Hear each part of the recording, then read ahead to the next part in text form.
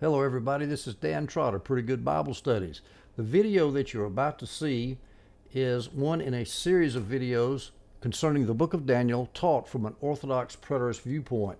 In this video, I will consider Daniel 12, which I believe refers to the destruction of Jerusalem in AD 70. If you would like to start studying Orthodox preterism at an easier place, because Daniel's a very hard book, I would suggest that you go to my Orthodox Preterist playlist. There you see the thumbnail. Find that on YouTube and start from the beginning. All the videos in order. I hope you enjoy this.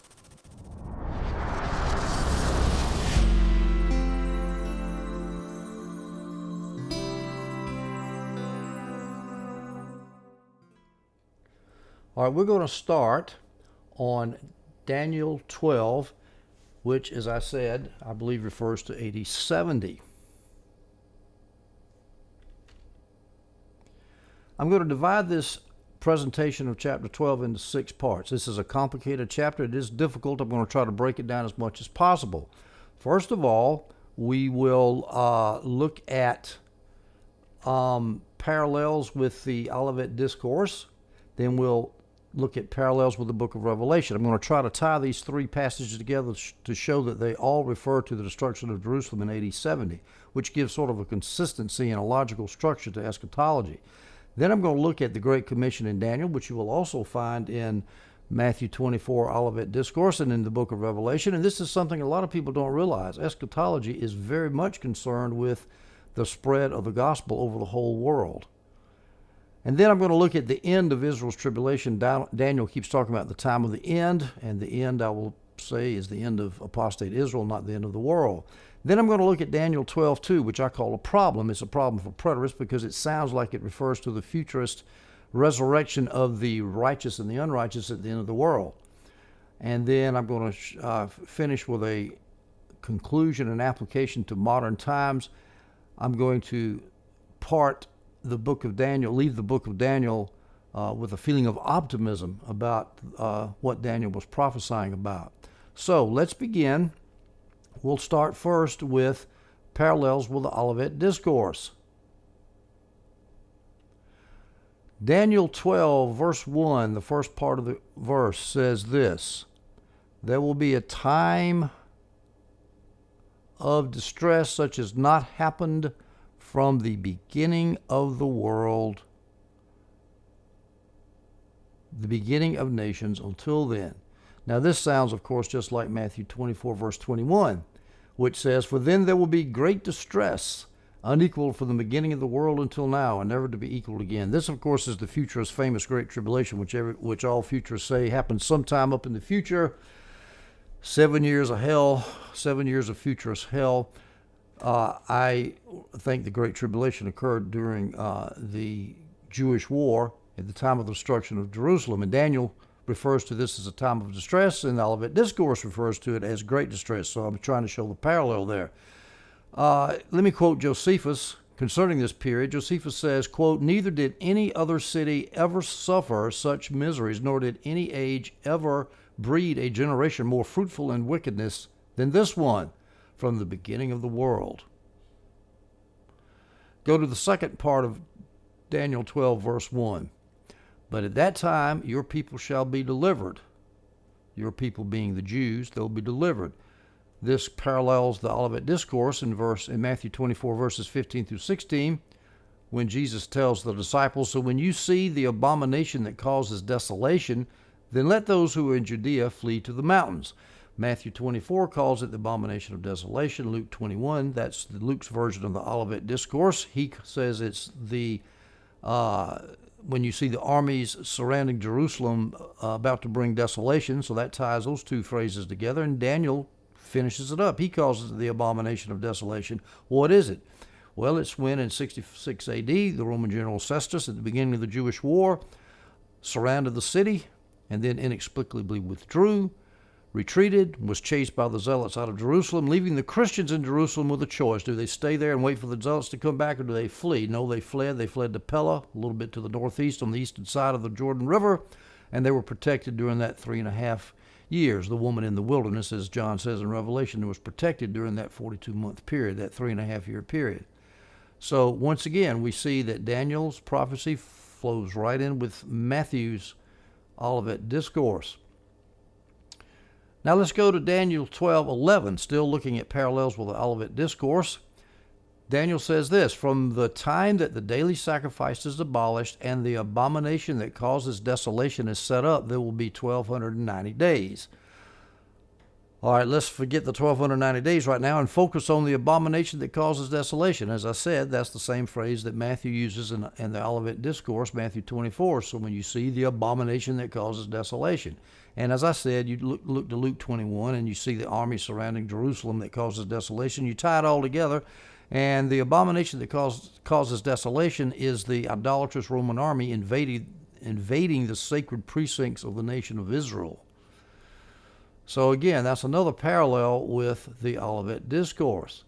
Still looking at these parallels with the discourse in the same verse, verse 11, Daniel says this: from the time that the daily sacrifice is abolished and the abomination of desolation is set up, there will be 1,290 days. Before we get to the 1,290 days, let's talk about these other phrases. The daily sacrifice. That's the famous Jewish daily evening and morning sacrifices.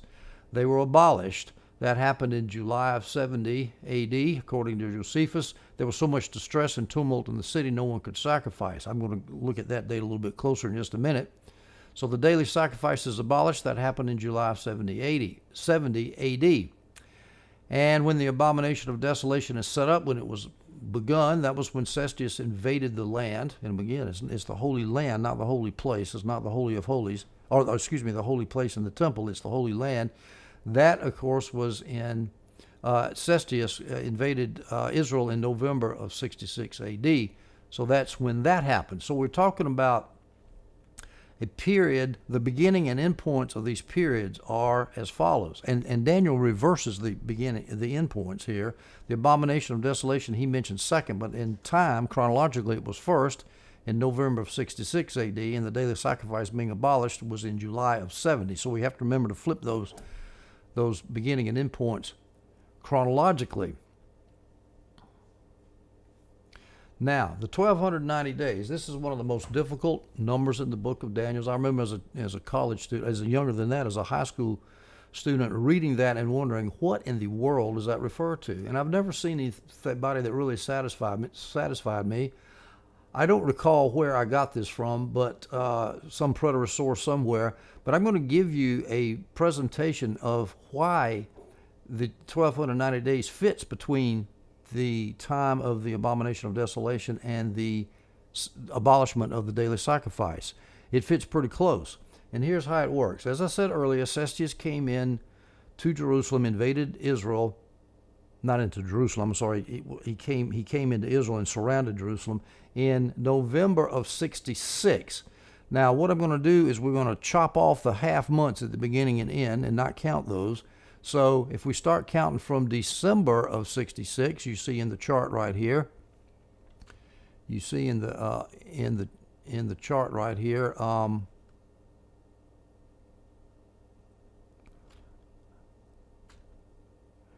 December of 66, this is the year 66, and we go all the way to when the sacrifices were abolished, which I said was June 30th of AD 70. If you will count the months there, you got 1 month in 66, you got 12 in 67, 12 in 68, 12 in 69, and then you got 6 months here in AD 70. You add all those months up and you get a total of 43 months.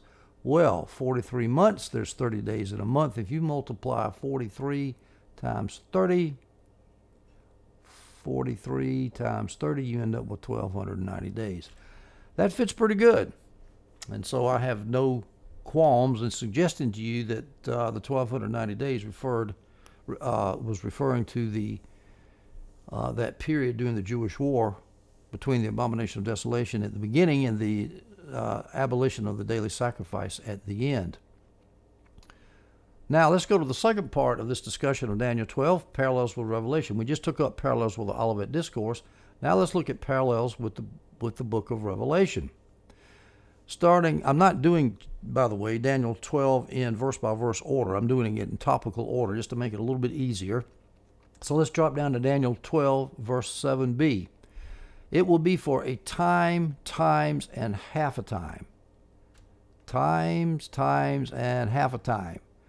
When the power of the holy people has been finally broken, all these things will be completed. This is not difficult. Times, and half a time is 3.5 years. Time is 1, times is 2, 1 plus 2 is 3, and half a time is half, 3.5. So the Jewish war lasted 3.5 years. So how long will these things be? It will be for times, half a time, 3.5 years, when the power of the holy people, that's the Jews, they're called holy even though they're not actually holy, because the Jews were, that happens in several places. In Revelation 13, they're called the saints when they're not really. They're not really saints, but they're called saints. But the power of the holy people, let's talk about the Jews, has been finally broken when they were destroyed by the Romans at the end of the Jewish war. All these things will be completed. All the things of Daniel 12, all the things of the Jewish war, all the things of AD 70 will be completed. Moving on then. Let's look at this symbolism of 3.5 years in the book of Revelation. It's expressed in 3 other ways: 42 months, 1,260 days, and times, and half a time. If you see, so there's 4 ways of seeing this 3.5 year period: 3.5 years, 42 months, 1,260 days, or times, and half a time. It all means the same thing. What's the symbolism? The symbolism is very simple. Since 7 is a divine number of completion and perfection, 3.5 is half of 7. You go halfway to God, and you are broken, you are apostate, you are wicked, and you are going to suffer his judgment. So that's, when you see 3.5 years in Scripture, that's a symbol of judgment. It's half of the divine number 7. 7 is perfection and completion. 3.5 years is imperfection and lack of completion, judgment. Now let's look at specifically in the book of Revelation. We will see that the holy city is trampled by the nations for 42 months. That's Jerusalem is beaten down by the siege of the Roman army for 3.5 years. Then we see in Revelation 12, the woman was nourished in the wilderness for 1,260 days. The woman is the church, the believers in Christ. They flee to the wilderness, to Pella, for 3.5 years during the course of the war, where they're protected. And then we see the sea beast who made war on the Jewish saints. They're called saints there in Revelation 13, even though they're not actually very holy, but they're called saints, and the sea beast made war on them for 42 months. That's the sea beast is the symbol for the Roman Empire, which attacked the Jews for 3.5 years. So you see the symbolism is consistent, it's clear, it's not difficult, and Daniel is using that symbolism. All right, let's move on to the third part of our discussion of Daniel 12, which I call the Great Commission in Daniel. Now, a lot of times we don't think about evangelism, we talk about eschatology, but actually there is evangelism in Daniel and in the Olivet Discourse and in the book of Revelation. So let's first look in Daniel 12 verses 3 through 4. Those who are wise will shine like the brightness of the heavens, and those who lead many to righteousness like the stars forever and ever. Many will go here and there to increase knowledge. Now, that phrase, many will go here and there to increase knowledge, that's a favorite futurist phrase used by futurists who get all hot and bothered and excited about the Antichrist coming. And they say that this increase of knowledge is technological knowledge. And since technology has been increasing so rapidly in human history, that therefore we're getting closer and closer to the Great Tribulation and the coming of the Antichrist, which makes them excited. Well, that's not what Daniel was talking about, I humbly submit to you. He was talking about the increase of spiritual knowledge, not technological knowledge. When he says those who are wise will shine like the brightness of the heavens, he's talking about Christians who have spiritual knowledge of the Lord, and who lead many to righteousness. I've got a typo there. And who lead many to righteousness like the stars forever and ever. They are Christians who are leading other people to Christ and who are witnessing and evangelizing. Well, how does that tie in with the Olivet Discourse? and also the book of Revelation. In Matthew 24:14, in the Olivet Discourse, Jesus says this, "And this gospel will be preached in the whole world as a testimony to all nations." That was the point of the Olivet Discourse. The apostate Jewish nation is going to go down. The persecution of that little band of disciples was going to stop. It was going to stop all through the Roman Empire, and then the gospel was going to take off. So that's the good news about eschatology. And this is good news that futurists cannot enjoy, because all they can think about is the Antichrist is coming. All right, so that's the Olivet Discourse. How about the book of Revelation? Revelation 14:6 says this, "Then I saw another angel flying directly overhead with an eternal gospel to proclaim to those who dwell on earth, to every nation and tribe and language and people." That angel symbolized the message of the gospel going out through all the world. Why? Because the Romans and the Jews, the two persecuting entities of the book of Revelation, they're wiped out. They're bound. They're finished. They can't stop the spread of the gospel. So there's the Great Commission in Daniel. Moving on to the fourth part of Daniel 12. What does Daniel mean when he refers to the end of Israel's tribulation? Daniel 12, I'm going to look at verses 6, verses 8, and 9. Starting with verse 6, "And someone said to the man clothed in linen," this is angels talking to angels in Daniel's vision, "How long shall it be till the end of these wonders?" Then I, Daniel, said, "O my Lord, what shall be the outcome of these things?" He said, "Go your way, Daniel, for the words are shut up and sealed until the time of the end." Well, what does that mean, until the time of the end? Well, you know how futurists do. As soon as they hear that, they're talking about the end of the world. No, it does not mean the end of the world. It's the end of all the wonders that was mentioned in Daniel 12:1, the Great Tribulation. Daniel 12:1, here's a part of it, says this, "A time of trouble such as never has been since there was a nation till that time." And Daniel is saying, well, when is that going to be? What's the outcome of this? When is this going to end, this time of trouble? How long? Well, the answer that we know is 3.5 years, the length of the Jewish war. And in fact, we looked at that verse previously, times and half a time. I believe it's verse 7 where the answer comes, times and half a time. So Daniel was given the answer, 3.5 years. So he gets his answer on how long all this great tribulation is going to last. But then he is told in verse 9, "Go your way, Daniel, for the words are shut up and sealed until the time of the end." Well, why would Daniel's prophecy be sealed? Very simple. Daniel is prophesying in the 500s BC, the 6th century BC. 8070 is a long way from the 6th century BC, and so the angel says, shut it up. Seal it up. No point in worrying about this prophecy until the time of the end of the Jewish nation. Daniel 12:10 says this, still referring to the end of Israel's tribulation. "Many shall purify themselves and make themselves white and be refined. But the wicked shall act wickedly, and none of the wicked shall understand, but those who are wise shall understand." Who are those who purify themselves? Those are those who were refined by the trials of the Jewish war. And they were trials. They were difficult, but nonetheless, they were purified. They were preserved. Most of them ended up in Pella. So many Christians shall purify themselves, make themselves white. White's a standard symbol for purity. Refined, of course, Christians are refined in the refiner's fire. "But the wicked shall act wickedly." Those are the crazy zealots who in Jerusalem doomed the whole city to destruction because they wouldn't surrender to the Romans. They kept hoping for a Jewish Messiah to show up and lead them miraculously to deliver them from the Romans.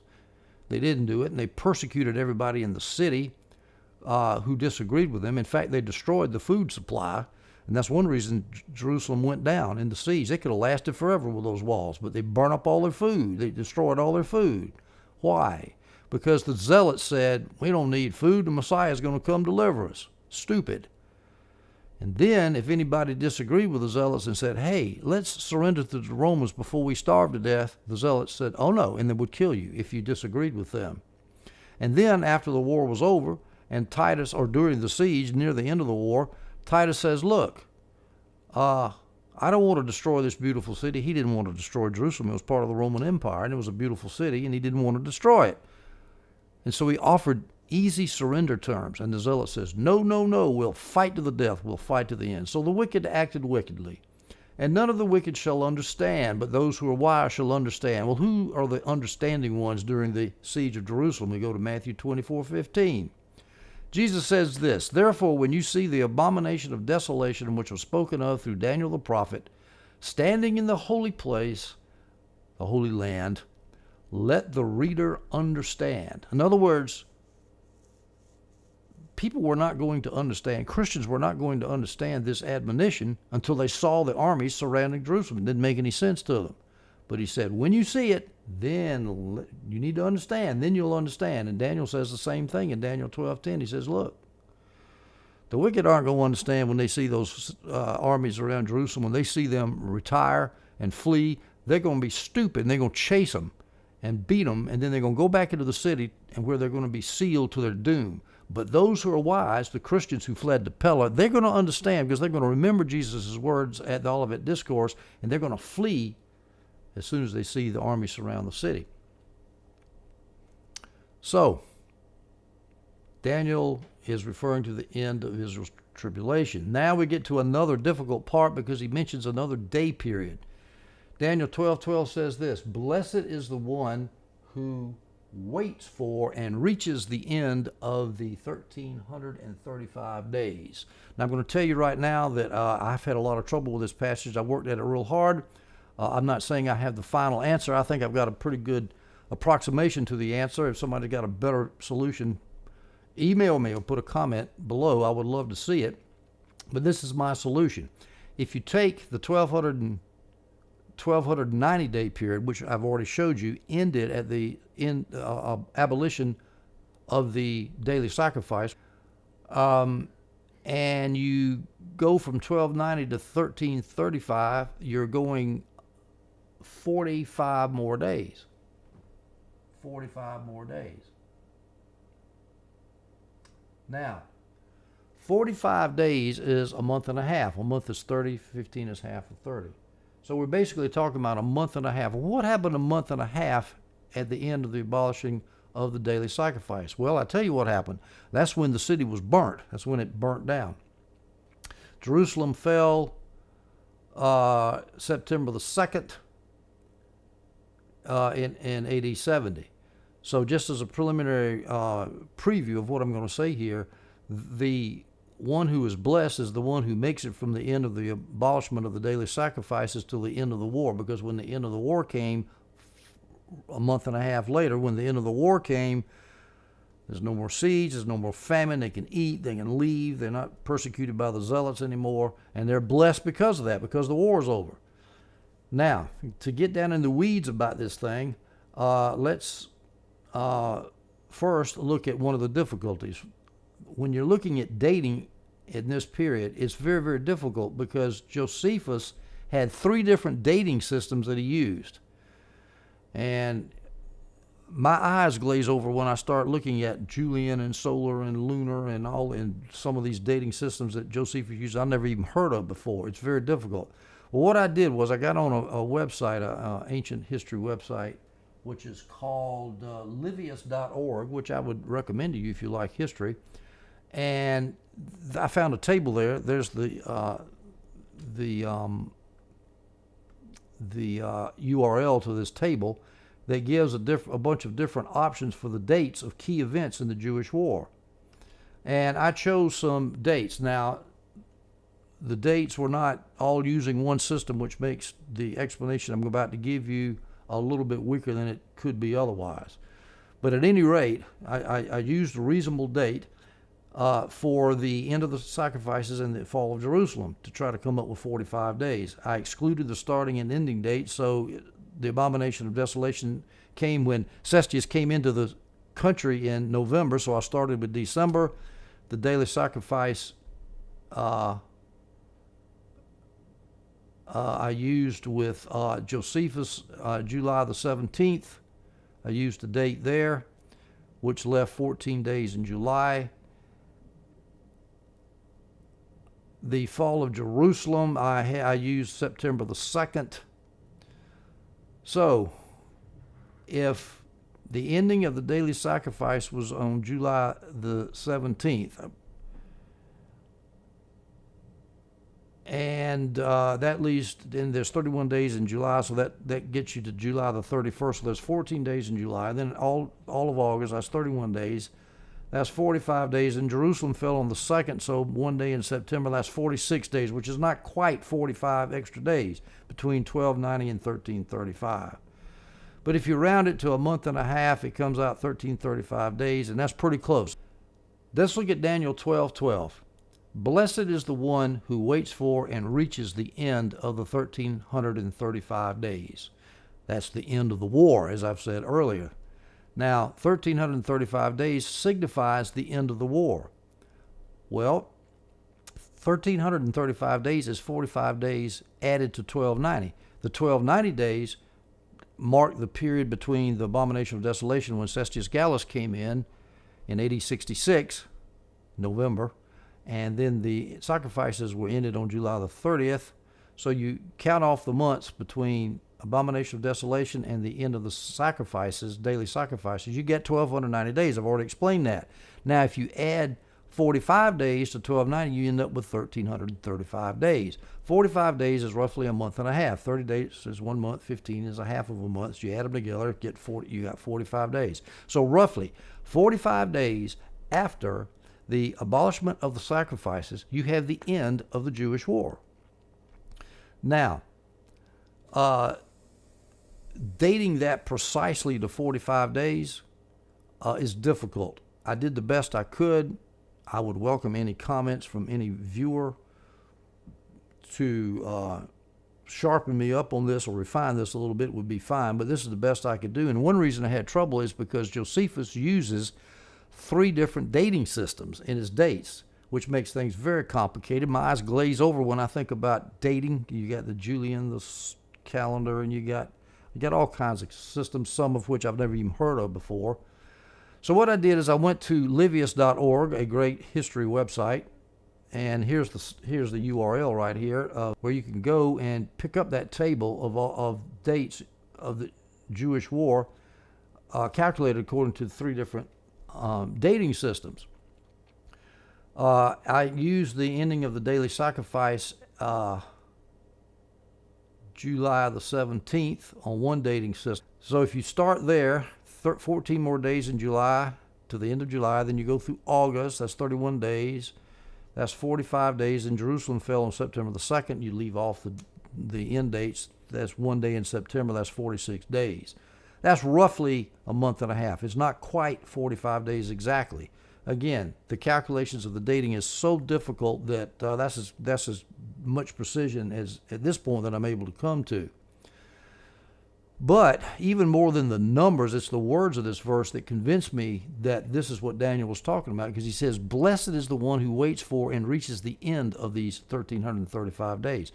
Someone would be blessed who made it from the abolishing of the sacrifices when there's total chaos in the city to the end of the Jewish war. When the war was over, the zealots would no longer be persecuting them and starving them and spearing them. The siege would be over. People could leave the city. They could get food and water and so forth. And Titus offered generous terms of clemency after the war was over. So the words of Daniel 12:12 convince me, even as much as the numbers do, that Daniel was talking about the end of the Jewish war. Still talking about the end of Israel's tribulation. The people who made it to the end were blessed. And I've just mentioned this. This is just to reinforce the point. The Blessed One survived at the end. Titus, what did Titus do for the survivors of the Jewish war? He extended clemency to them, and he liberated the Jews who were held in Jerusalem by those Jewish fanatics, the Zealots. Let me interrupt myself here. I realize that all this talk of 1290 days and 1335 days and 45 days, it's all very confusing. So I decided to make an extra slide and insert it into the video here. Basically, Daniel says that from the abomination of desolation to the date that the daily sacrifice is abolished is 1290 days, which I've shown here. And then he says, but blessed is he who makes it to the 1335 days, which if you add 1290 and 45 days here, you end up here to the date that Jerusalem falls, and that would be a blessed day for those who were relieved from the horrors of the siege. Now, I've got dates for the abomination of desolation, and I will tell you right now that the dates are debatable. I pulled them from the Livius website. There are three types of calendars that Josephus uses. There's the Macedonian calendar, there's the Roman calendar, and there's the Jewish calendar. And some of these dates are from one calendar and some are from the other calendar. And even then, I can only get it to within 46 days, not 45 days. And I realize that pulling the dates from different calendars makes my argument weaker. So this part of this presentation is highly tentative. I need to do a lot more research. I don't know where to go. I need some help, actually. If somebody has some help out there for me, I would appreciate it. But it is remarkably close. So I thought I would give it to you anyway. It's the best I can do. 1290 days plus 46 days equals 1336 days, which is just one day off from the 1335. So with a few adjustments of the dates, and again, the dates are very problematical, a little bit of adjustment, perhaps in a way that's hidden to me, in a way I don't understand, we can come up with the 1335. All right, back to my video. All right, moving along to the next part of Daniel 12 is what I call the Daniel 12:2 problem. I'm not going to cover this in this video. I'm going to do it in the next video because it's somewhat difficult. I hope you enjoyed this video, and I hope to see you next time.